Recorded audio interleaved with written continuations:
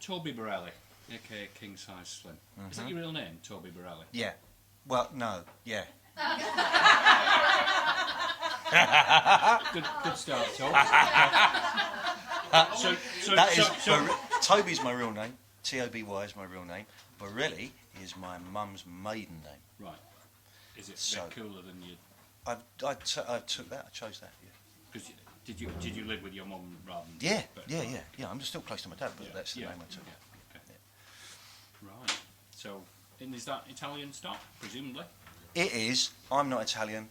All four of my grandparents were born in this country, so it's not very much Italian at all. And my nephew recently looked into it, and our last Italian-born relative who moved to the UK died in 1790 something. Blimey. I know. I can't go back that far. No, can't you? No. Oh.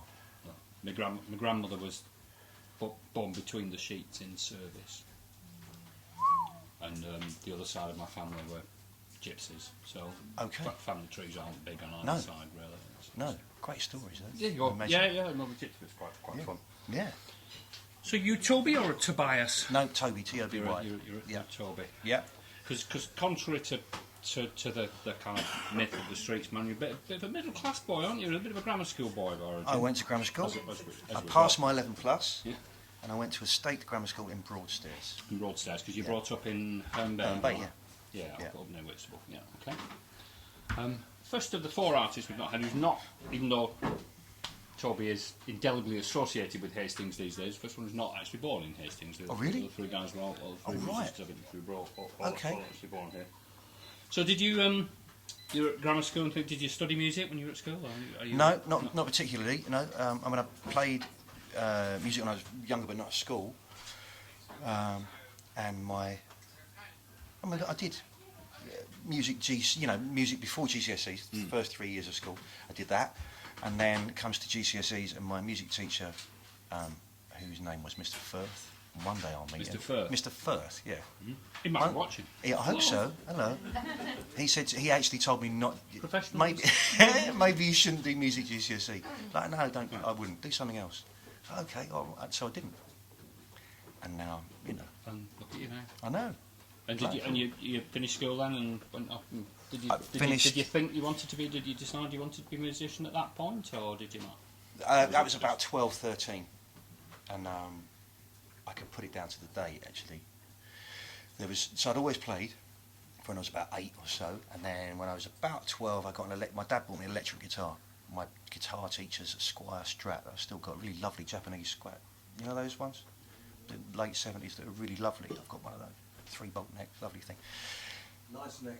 Yes, gorgeous. He's looking at John. For those of you who don't know, John was a guitar tech for many years and things. So these two often kind of. We can swap stories on guitars. Let's talk about guitars, John. Come on.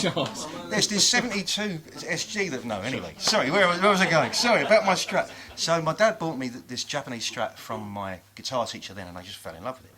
So every excuse I had, I took it into school to play. I had a mate who played drums, this kind of stuff. And it came an end of term day, probably like a comic relief thing or something like this. And we arranged to put a band together to play in the music room at school, which was quite big. So my mate's playing drums, and I'm a guitar. Someone was playing bass, making a racket. And there's these really cool girls, 3 of them. I can see their faces now. 3 of them, and they had completely ignored us for our whole school career, completely until that moment. Fucking stood there, checked us out, and I thought, I'm going to do this. Right. Okay. That's the truth. So I'm going to do this. So this seems to work. So it was all about musical integrity then. I don't think that was the first impulse, but certainly that was, that came later. What kind of stuff were you playing as a teenager? What sort of things? What were you listening to and absorbing, and what was flowing? When I was teenager, I was late 80s. I was a teenager, I suppose, and there was a big kind of. Don't you just hate him? There was a big kind of nostalgic revival of rock and roll stuff and blues stuff as well. There was a lot of blues in TV adverts, and I kind of was listening to that kind of stuff and getting into blues and rock and roll. And then things like the Stone Roses, they were massive when I was 16, 17. So that kind of got me as well, and that's guitar music as well, and that relates to the Beatles a lot, and you know, so it all kind of made, I was into that kind of stuff. But in the local scene in Herne Bay, it was all about ska, really. Right. There's a big skinhead scene in, I don't know if it's still there, but in North and South East Kent there's a big skinhead scene. Was it quite violent? Good and bad skinheads, they're all right. Yeah, yeah. you know, I mean, North Kent's still quite a punchy place.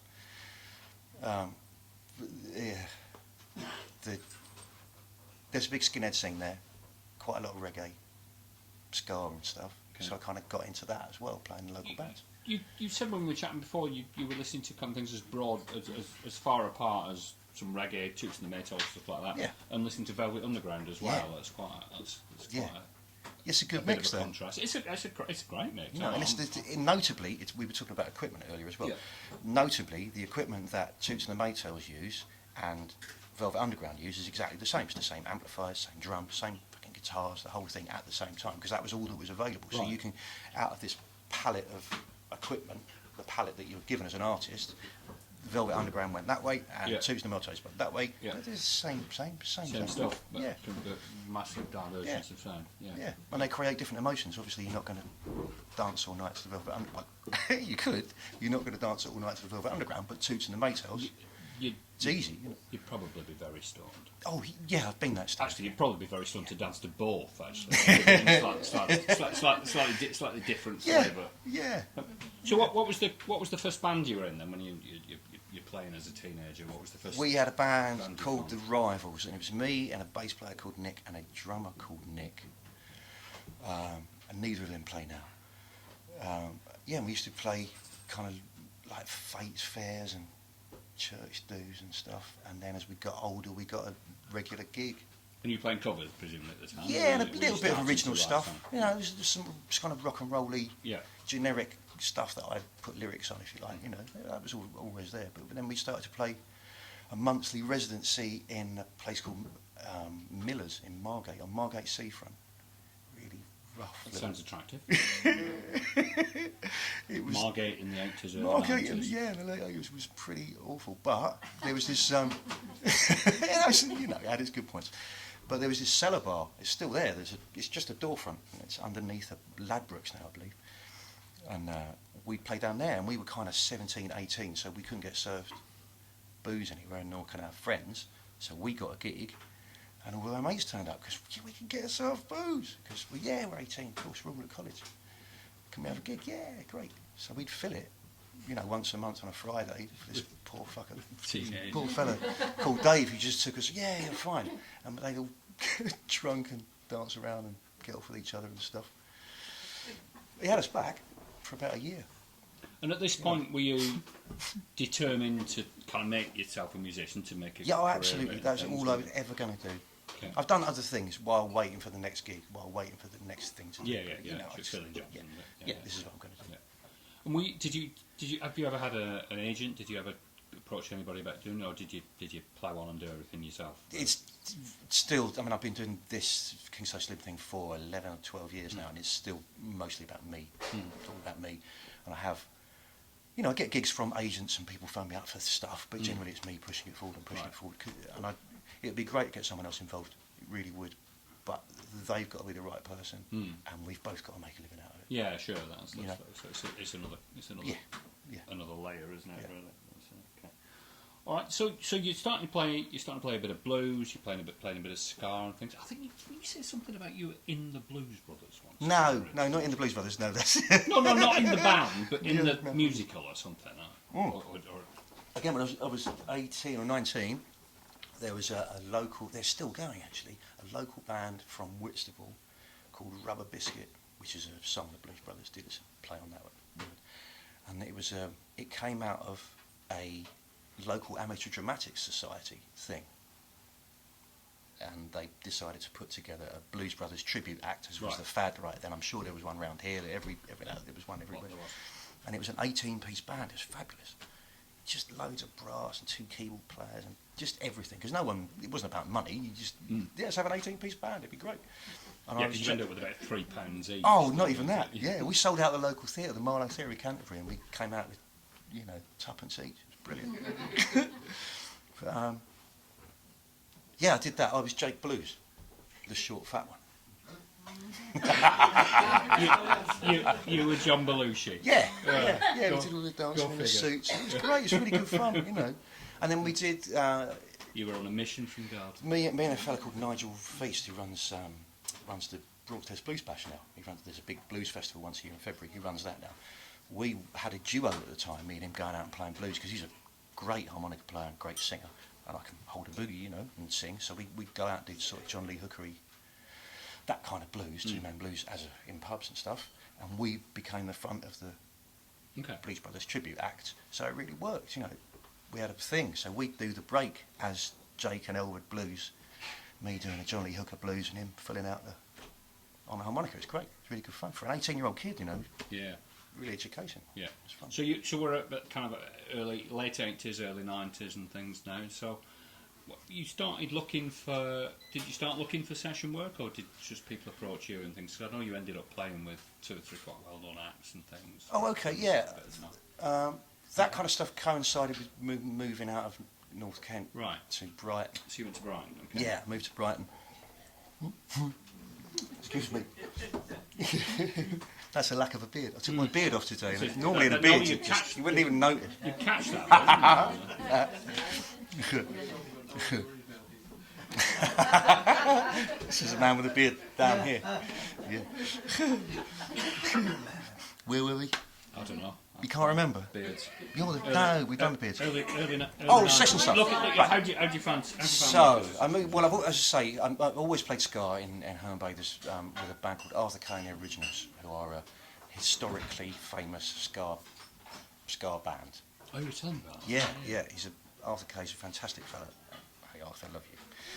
And I'd play in Arthur Kay and the Originals, and we became the backing band for a fella called Judge Dredd. Remember Judge Dredd? Remember that? I think most people remember Judge Dredd. Had some hits. So a few hits that were Banned by the BBC. Largely because they were banned by the BBC. There was a pattern that everything that got banned by the BBC immediately sold in huge numbers because people thought it was smutty. Well, it was. It was smutty. Judge Dredd's records are really smutty. Now I look back at them recently and they are like, oh, really? It's postcard humour, of its time. It was, and actually by today's standards it was pretty tame when you look at some of the kind of rap acts and the metal acts and things are doing nowadays. It was pretty bland, wasn't it? Yeah.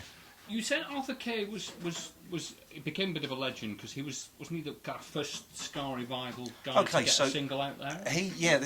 I might forgive me if I get the facts entirely wrong, completely wrong, but essentially Arthur Kay released a single called Scar Wars. Bear in mind, Arthur Kay is a 6'5" skinhead, who had played bass in the Chalk Farm Road studio, the old Scar. Okay. So he played on like Rico Records and Rico Rodriguez and Rick Roses. He's a player. He knows what he's doing in that stuff. He'd already done it. And then he released a record in his own right called Scar Wars, which is a little bit slower and very definitely white and had a bit of an edge to it. And that came out about a month before Gangsters by the Specials. So it's of the same kind of scene, yeah. I mean, he printed 10,000 and sold them, with no radio play. So he's not a joke act. He really is in the thing. So anyway, playing with him, we became the backing act for Judge Dredd. So when is this? Early? Oh, that is... When did early 90s? No, that's late. That's later on when we did that stuff. Because Dredd's just touring, presumably, by now, because he'd had his commercial He did a lot sets. of stuff in Europe in Germany. And he'd had his commercial sets over here. Oh, yeah, but in that ska scene, once you're into a scene, this is the trick with being a musician nowadays, if you get into a scene, then you've got your niche and you can continue to do it, and this is the thing I learned from those people, that they've got a niche and they're in. It doesn't matter what the fashion is or how much money there is in the music industry. Sure, you see. It doesn't matter. You do see a lot of bands who weren't perhaps as big as other bands at the time who were still playing, perhaps because they'd carved out that niche, whereas some of the bigger bands didn't. And that's the trick. Those days have been picked up by I'm way past pop star age, but those days it appears to me, and I'm not having a go at Marie here, if you're listening, I'm sorry, but it appears to me that those opportunities are very slim and compared to back in the day, and when they come, there's not the money because people don't buy records anymore, and music's free now. You know. We were chatting about this. She's very aware that it's the kind of start of the ladder, not mind you, she's got a magic about her. Not the top of it, and actually, the modern music, particularly the popular music world, is quite ephemeral, and a lot of them have very, very short-lived careers and things. So it's really, really tough. Yeah, but she'll keep going. Really That's tough the to stay point. in You there. know? Yeah. Yeah. So Judge Dredd. Judge Dredd. Judge Dredd. So we played a number of shows with him, and it's a sad story, really. But yeah, it couldn't get funny up until the end of it. No, it's a sad story. We were playing in Canterbury, in a place called the Penny Theatre, on Friday the 13th of March in 1997. You didn't mention that. Was it I did, Friday the 13th of March, yeah. And we're playing, and Arthur County Regionals, we get up and do our first set, and then he comes up and does the second part of the, the second part of the show. That's the review. We do a thing. He comes up to you. We're playing, and now, ladies and gentlemen, Judge Dredd. He comes up, does 3 songs. He turns to me and he says, "What's the next song?"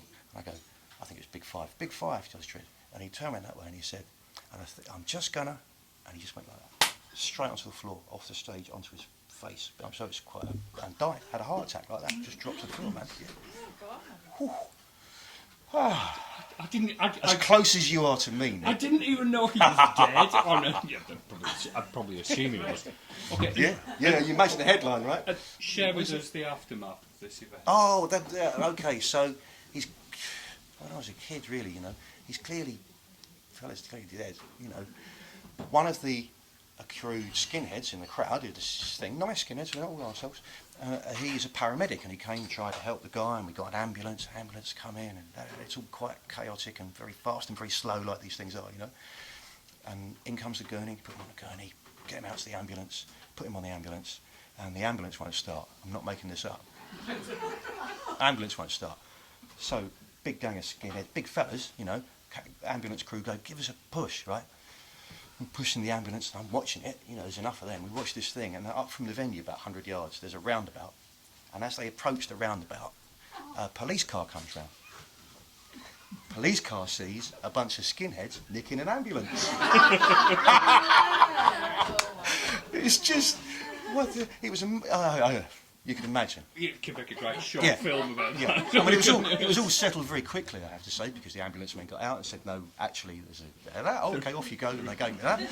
But that moment of, "Don't kill anyone. No one kill anyone, please." And they didn't. It was all good. Excellent. Folks, do take a seat. Take a seat back. Hey, all right. And so not long after this, you got what? I guess perhaps was the kind of plum gig of your career so far, was it, with the main man you played with in the early 2000s, the Selector? Oh, the Selector, yeah. Well, from the Scar stuff, I definitely got from playing with Judge Dredd and Arthur Kay and being in that scene. When I moved to Brighton, a fella, actually no, Paul. His name, a fella called Paul, who is a mate of mine who lives in North London. He was Paul Seacroft. He left the Selector, and I got the job. As their guitarist. Yeah. I kind of fitted the bill. I knew all the stuff. I kind of knew those fellas and knew the scene. So got in, and we toured the world with that. Most of you guys probably remember them. The Selector were one of the kind of mainstays of the two-tone, the ska revival scene in the late 70s, early 80s. They had the B-side to the Specials first scene. They had the B-side to the Specials scene, and they had a couple of reasonably significant. They did, yeah, and they're powerful. Do rock steady. Powerful band and powerful political message, and it's all. I think with two-tone is not. I think sometimes it gets made a bit of a joke of as a revivalist. Yeah. It's just revival ska. It's not. Yeah. Because listen to, it's ska. They were covering a lot of old ska tunes, but it's clearly not the Scatterlights. There's a thing about it, as a punky British edge about it, and that is combined with a political message, a really strong political message, which is made both of the words and also the fact that you've got black and white kids on stage together, entertaining black and white kids, dancing together. That's a really strong message. Anyway, stop ranting about two-tone. Go on. Ask me about me. A lot of it emerged out of Coventry, which was one of the most kind of benighted and troubled cities at the time in the late 70s. It had been flattened during the war and rebuilt very badly, and it was a fairly significant movement. Yeah. So the Selector, did that involve a lot more touring and we played 125, 150 shows a year for 4 years. Well, I did. I mean, I don't know if they do that level now, but Yeah. at that time it was about that. Yeah. You know, it was a smaller act there. It was a 5 of us. And did rather that- than the 8-piece? Did that take you further afield than you'd been before? Yeah. I'd never played the States before. No. Or I mean, I played a couple of probably France and Germany and Holland a bit, but we went to Spain, Italy, all over Europe. Yeah, did some crazy places. Fun? Yeah, lots of fun, and lots of cabin fever. Driving in a little box with people who were, you know, older than me. Yeah. You know, 10 years, would if be. not older, Yeah. that older than me. And they'd been in the band forever, and I was kind of, you know, it was tension. But yeah, it was Yeah. fun. You know, it's a reggae band. I was okay.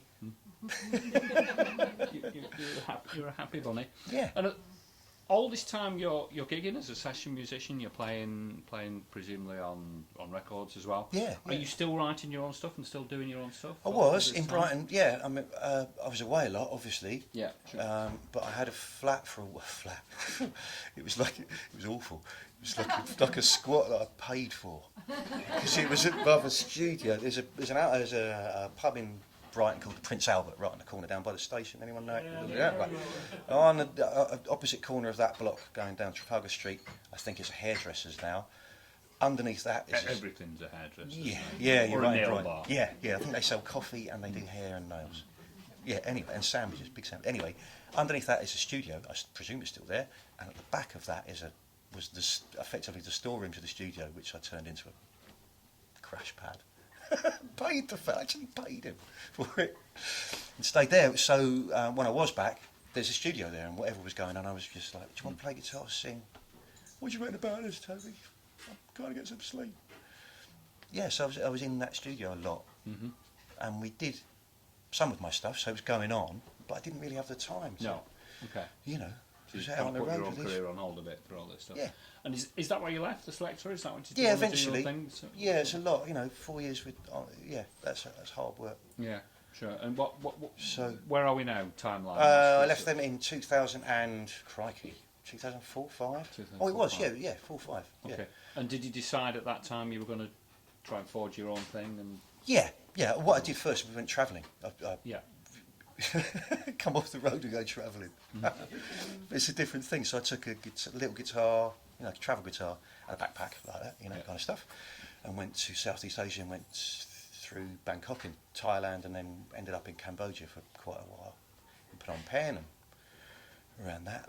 And there's a Phnom Penh. I haven't been there in years, but at that time it's quite a wild westy place. Right. Certainly the most wild westy thing I'd ever experienced. You know, it was quite crazy. But Wild Westy as in Anything? a bit lawless? Or- Yeah, absolutely. Yeah. Well, yeah, completely lawless but completely bent and corrupt, and you can Right. get anything, and it was a crazy old place. So what But I quite wanted, fun with it, or just a bit scary? yeah, oh no, absolutely, yeah, good fun and good people about, but also equally bad people Some in that sort of pretty thing. unpleasant people, You know, so it's quite, yeah, you know, like the Old Town on a Friday night, Yeah. I was thinking maybe. like that with guns. I was thinking maybe Left Bank of the Seine in the late '60s, but Old Town on a Friday night. Left bank of the Seine in the '60s. Edit that Right. bit out, So please. you've gone travelling and you Yeah. writing music and playing? Yeah, absolutely. I mean, that's kind of, you know, because I had a guitar and not very much to do apart from sit about and smoke pot, frankly, as one does in Southeast Asia. I started playing a lot and sang a lot, so wrote a lot of stuff and came up with, you know, with riffs and stuff that I'd been playing around with. Sure. That you find time to do it, so I did it, and then that combined with kind of running out of money drove me to go and walk into a bar with a guitar, daytime,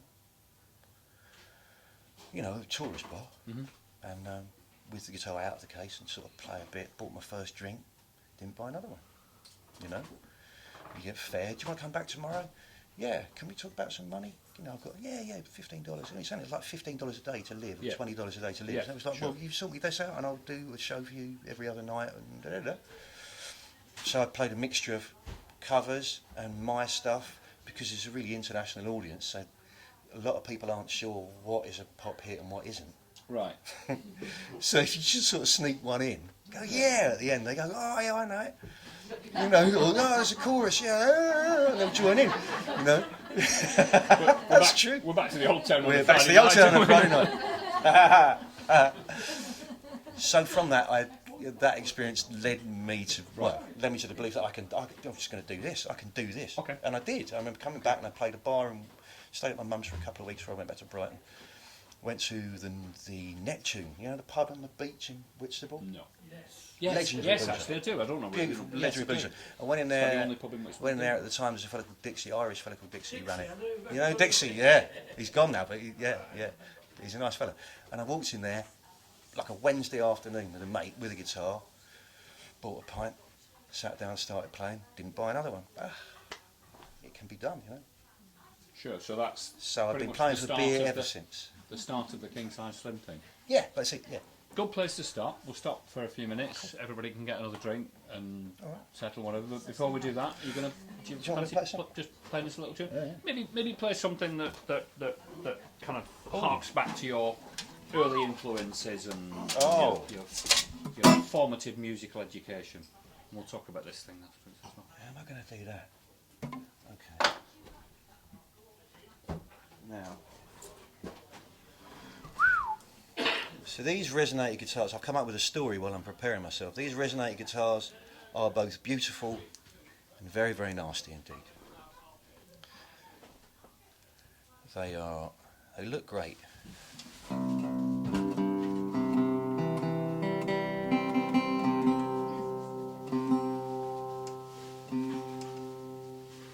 Okay.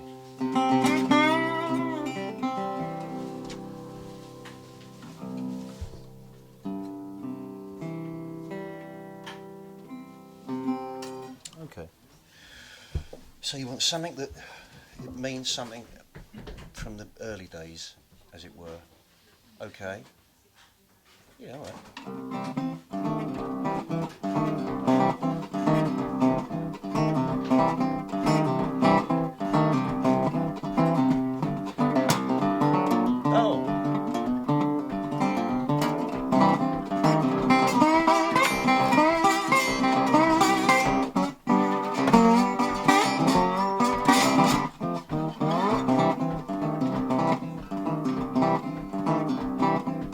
Here's a rhythm called Iko Iko. Anyone know the song Iko Iko? So I heard this when I was a kid on some blues tape played by Dr. John. And I've been dying to play it as a tribute to Dr. John. You've just given me the opportunity to. So we'll have a drink at the bar later on for Dr. John. Shall we do that?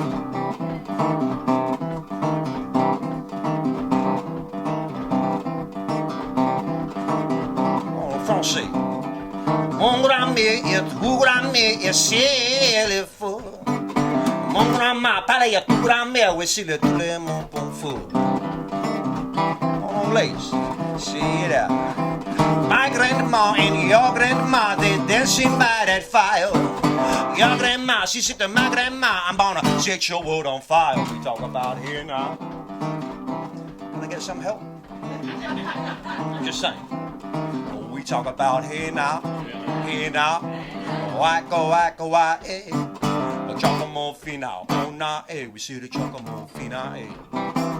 Watch out. Oh, ah.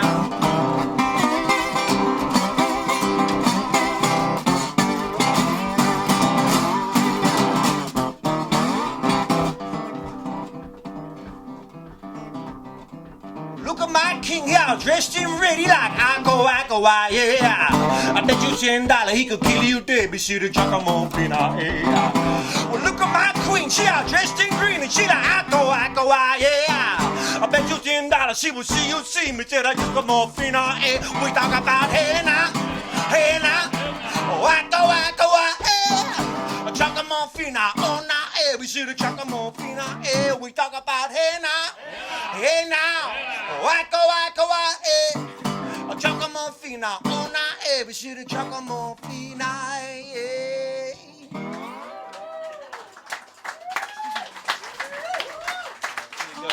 Dr. John. Dr. John. Join us again in 15, 20 minutes.